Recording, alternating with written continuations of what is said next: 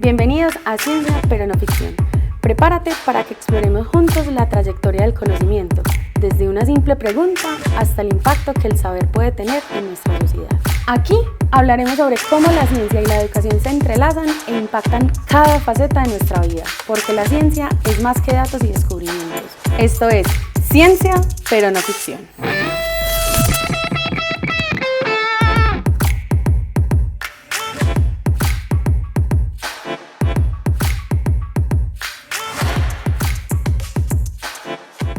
Laura, bienvenida a este podcast y a esta conversación. La idea de hoy es que conversemos un poquito más de ti, de tu proceso en este camino científico y también un poco más de cara al proceso de transferencia tecnológica. Entonces empecemos contándonos sobre vos, sobre qué es lo que haces y cómo, por ejemplo, llegaste al grupo de investigación al que perteneces hoy.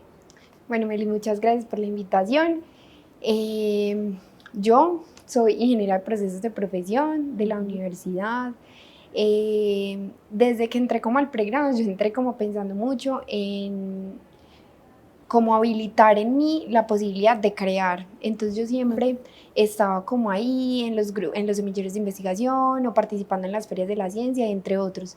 Y eso me abrió las puertas a entrar posteriormente a la maestría, también acá en la universidad, pero hice la maestría en bioprocesos, porque yo siempre he amado profundamente los animales, la biología, como que todo lo que tiene que ver con eso a mí me ha llamado muchísimo la atención. Entonces, cuando terminé la maestría, pues yo también tuve un trabajo en una empresa y que trabaja en materiales, y yo dije como, qué chévere poder como unir las dos ramas, la parte biológica o biotecnológica con o la biología con la parte de los materiales.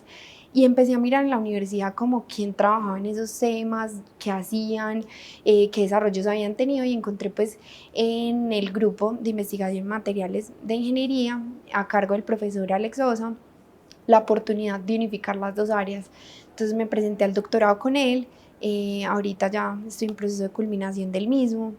Y pues ha sido toda una aventura, pero yo creo que se ha logrado el objetivo y he logrado como disfrutar el proceso y verlo desde la unión de dos áreas que comúnmente no se encuentran unidas. Laura, ¿y en qué está desarrollando hoy tu doctorado? Bueno, mi doctorado inició como buscando métodos de nanofabricación económicos. Nos basamos en eso, y ya cuando empezamos como a indagar las necesidades que tenía en este momento el mercado y que estaba como potencial en el mundo, encontramos que la producción de hidrógeno era un tema que estaba pues a flor de piel para todos los países, y nosotros dijimos, bueno, intentemos meternos por acá. Una de las dificultades que había era como cómo producir equipos para producir hidrógeno que fueran más económicos, porque actualmente pues estos son muy costosos, y nosotros vimos ahí como la posibilidad de actuar frente al desarrollo de materiales que fueran más baratos y que tuvieran un mejor impacto en la producción de energía, buscando semejanzas en sistemas naturales, específicamente en cómo funciona la célula para producir energía. Y de ahí pues nació como el proyecto en el cual trabajamos y desarrollamos en el doctorado, que fue ese electrodo bioinspirado pues para producir hidrógeno. Buenísimo, Lauri. A nosotros nos pasó algo muy particular con este proyecto desde el área de transferencia tecnológica, y es que conocimos lo que estabas haciendo con el investigador Alex Sosa y vimos un potencial precisamente por lo que vos estás diciendo, y es que no solo aquí en el país, sino en el mundo se está hablando de transición energética, de lo que tenemos que hacer para pues optimizar como los recursos naturales y demás. Y cuando conocimos tu resultado, dijimos, aquí hay un potencial, y los invitamos a que hicieran parte del proceso de transferencia, que es precisamente llevar ese conocimiento o acercarlo al mercado, y nos encontramos con un montón de nuevos retos. Contanos cómo ha sido para vos este proceso del desarrollo que tenés en el estado en el que lo tenés, empezarlo a acercar al mercado. Bueno, eso es todo un tema, y es porque inicialmente cuando ustedes nos invitaron y el profe y yo lo conversamos, los dos dijimos como no, estamos muy chiquitos, estamos saliendo de la incubadora, todavía necesitamos aparatos externos para poder respirar, y dijimos no, nos llenamos de limitaciones, y yo particularmente creo y me he dado cuenta, gracias a este proceso que hemos hecho pues del alistamiento tecnológico, que son un montón de limitaciones que uno por su formación como tan académica se las crea y que realmente no existen. Entonces nosotros dijimos inicialmente como no, estamos muy chiquitos. Sin embargo, el profe dijo, no, pues miremos a ver hasta dónde lo podemos llevar, preguntemos, no sé qué. Y le dijeron como, inténtenlo y ya está. Nosotros nos presentamos, quedamos y dijimos, ¡jue madre! Tenemos solo una partecita probada a nivel de laboratorio. Hay que subir eso al siguiente nivel, hay que empezar a hacer mayores indagaciones, las validaciones, pruebas de concepto, o sea, algo tan simple como que el electrodo que se tiene un área, ponle tú de 1 centímetro cuadrado, pues ya había que llevarlo a un área más grande, y más grande estamos hablando al menos de unas 50 veces más para tener unas validaciones. Solamente ese proceso fue todo un reto, porque era bueno, normalmente en el laboratorio las cosas tú las escalas con todos los equipos que tienes, pero si tú vas a llevar eso a una industria, pues no van a tener todos esos equipos y tienes que hacerlo de forma práctica. No puedes decirles, mira, te tienes que lavar las manos y quedarte en reposo 20 minutos, tienes que, no, la empresa, la industria necesita cosas rápidas. Entonces hacer ese cambio de que en la universidad todos los necesitas demasiado validado, todo es un paso a paso, que está muy bien, ¿cierto? Porque Sí, es lo que claro. permite el desarrollo. Cuando vas a la industria tienes que hacer ese cambio y decir, esto tiene que ser práctico, esto que yo haga acá tiene que ser práctico allá, se tiene que llevar a aplicar allá. Entonces yo creo que ese cambio fue como difícil, pero ha sido pues como muy gratificante poder ver que es posible, o sea, que es posible, y que cuando tú te quitas esas limitaciones que te impone pues como la academia, el laboratorio, la universidad, te das cuenta que sí, que finalmente lo que se hace de este lado, pues el mayor impacto que puede tener es hacia ese otro lado de la industria. Entonces que hay que desde el principio plantearse las cosas para que puedan llevarse a ese nivel. Laura, ¿alguna vez sentiste que no tenías un producto innovador o que no iba como a satisfacer las necesidades de ese mercado? Claro, todo el tiempo yo creo que todo el tiempo, y eso pues por ahí es nombrado como el síndrome del impostor, y es que uno todo el tiempo piensa que algo podría estar mejor, que esto no está lo suficientemente bien, que a mí me falta hacer tal prueba que sale en tal artículo científico del científico más guau en ese tema. Tú siempre estás ahí, como en esa... Sí, en ese jueguito de que, "Jue madre, me falta, esto no es lo suficientemente bueno", pero yo creo que justo este proceso de alistamiento nos ha enseñado, y creo que no solo a mí, sino también al profe, que pues ha sido mi mentor en este proceso, nos ha servido para eso, para entender que desde el mercado tú tienes que salir con lo que tienes para poderte abrir ese camino, ¿cierto? Si tú todo el tiempo estás pensando que eso no es lo suficientemente bueno, que eso no está listo, nunca vas a poder salir. ¿Y qué pasa en esos procesos? Que también lo he visto, y es que otro, sin todas las limitaciones, sin todo ese miedo, lo saca y lo desarrolla y lo hace más rápido. ¿Por qué? Porque a veces cuando uno tiene tanto conocimiento en un tema, como que lastimosamente empieza a ver todos los panoramas negativos y empieza a ver, no, esto va a pasar si yo hago esto, tal otra cosa, y todo es negativo. Contrario a lo que pasa de pronto cuando una persona simplemente tiene una idea y se lanza y listo, le resulta bien y llega más rápido al mercado. Entonces yo creo que este proceso también ha permitido eso, como romper un poquito con ese síndrome del impostor y decir, hay que lanzarse para poder llegar pues hasta el punto que uno se sueña, porque finalmente eso es lo que uno se sueña, que las cosas tengan un impacto, y un impacto de que se queden guardadas en la biblioteca. Laura, y normalmente en estos procesos de investigación el enfoque que tienen los investigadores es muy de cara como a resolver esos problemas técnicos que vos preciso has mencionado. Cuando nosotros los invitamos a ser parte de este proceso, ¿qué habilidades crees que te faltaban reforzar, o creías que estabas como lista para ir a hablar con grandes empresas sobre este tema? ¿O qué pasó ahí como desde las habilidades, cierto? Bueno, no, ahí también ha sido todo un aprendizaje, y yo creo que muy positivo. ¿Por qué? Porque pienso que hay lastimosamente, a raíz como de la pandemia y de todo lo que hemos experimentado con las redes sociales, la tecnología y no sé qué, yo pienso que los seres humanos nos hemos enfrascado muchísimo en como en uno mismo, ¿cierto? Entonces como que vamos perdiendo las habilidades de comunicarnos, hasta de saludar a otros, hasta de cómo hablarles, hasta el buen uso de la palabra, ¿cierto? Y cuando uno se mete tanto en el lado de la investigación, también se cierra aún más porque se centra en un lenguaje técnico donde todo el mundo habla lo mismo y tú no tienes que esforzarte más en aprender ese lenguaje técnico. Pero cuando tú llegas y te sientan, como nos ha pasado en este proceso, con el gerente de innovación de una empresa importante en el sector energético, tú te das cuenta de varias cosas. Primero, de que el lenguaje en el que le tienes que hablar es completamente diferente y tiene que ser un lenguaje más ameno que el lenguaje técnico. Segundo, que tienes que ser abierto y que tienes que ir al punto, porque a veces uno se enfrasca mucho también diciendo cosas, mostrando lo bueno que tienes de la parte técnica, todas las pruebas que hiciste, el tiempo que te demoraste, y eso a la empresa no le interesa. A la empresa le interesa es tú que lograste desarrollar, entonces tienes que aprender a ser conciso.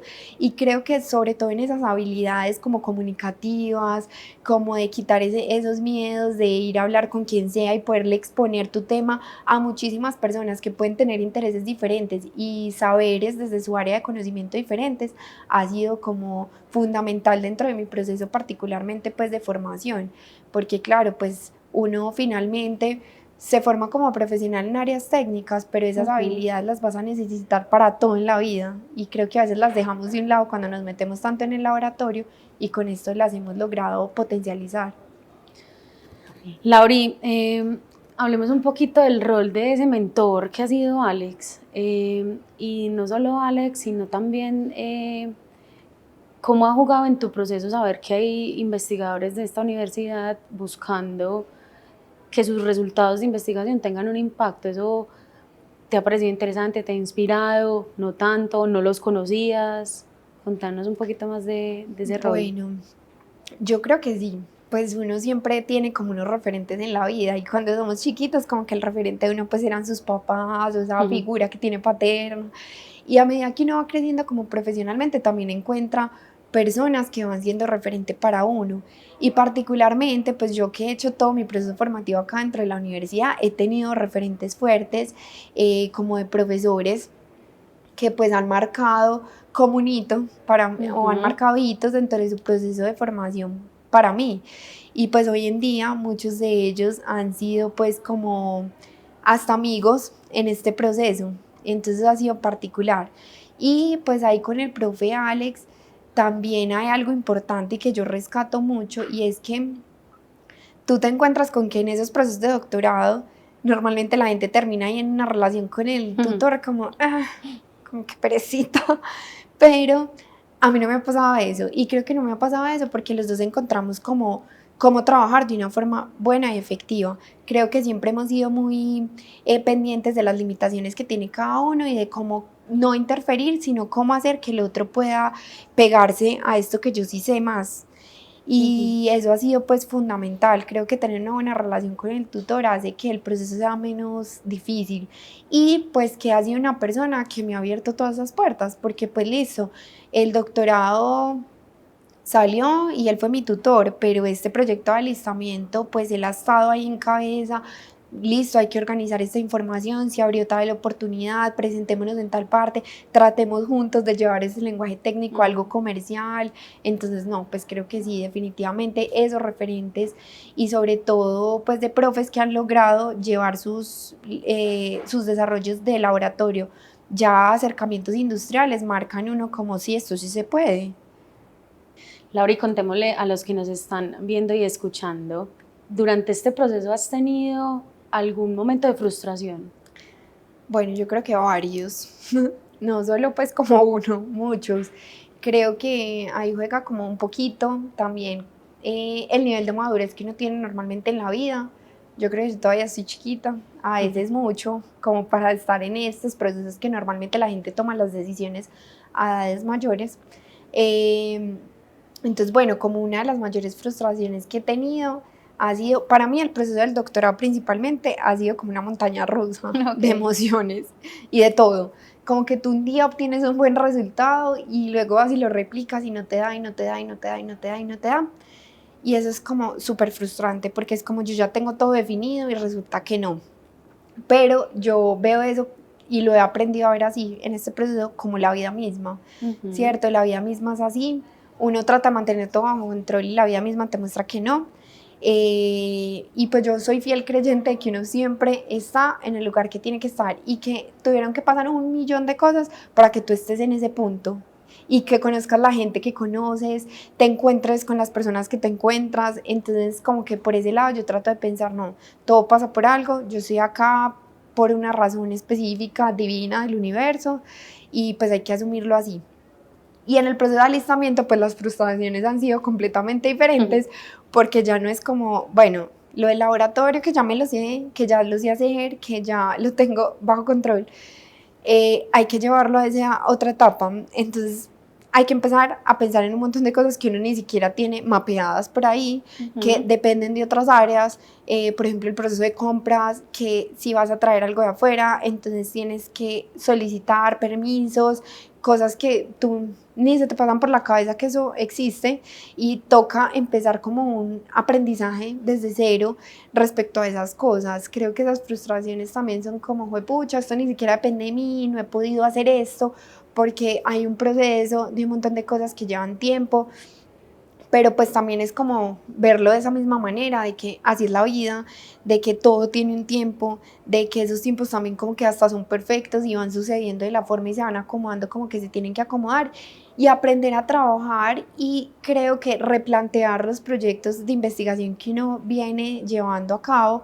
con esa mirada y contemplando esos procesos que de pronto al inicio no se tenían contemplados. Entonces, si bien son frustraciones, creo que uno no se queda ahí, como que también la vida misma te va mostrando y el proceso mismo te va mostrando cómo salir de ahí, cómo darle la vuelta a eso.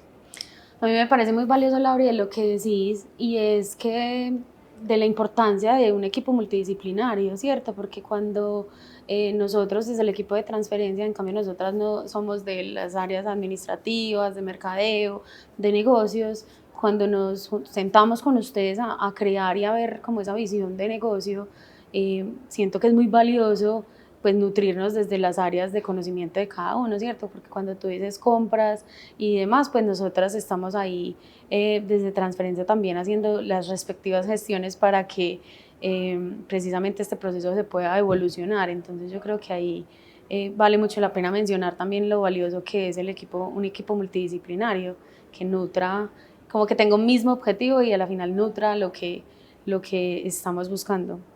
Totalmente. Pues cuando, por ejemplo, yo empecé en el doctorado, que era del área de la investigación, yo estaba solita en el grupo de investigación con el profe, éramos él y yo.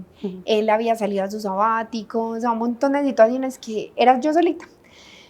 ¿Y qué pasó? Que yo todo el tiempo era, pucha, si yo tuviera a alguien que supiera de este tema específico, podría hacer esto más fácil y más fluido. Otra cosa, ay, qué bueno tener a alguien que supiera y listo.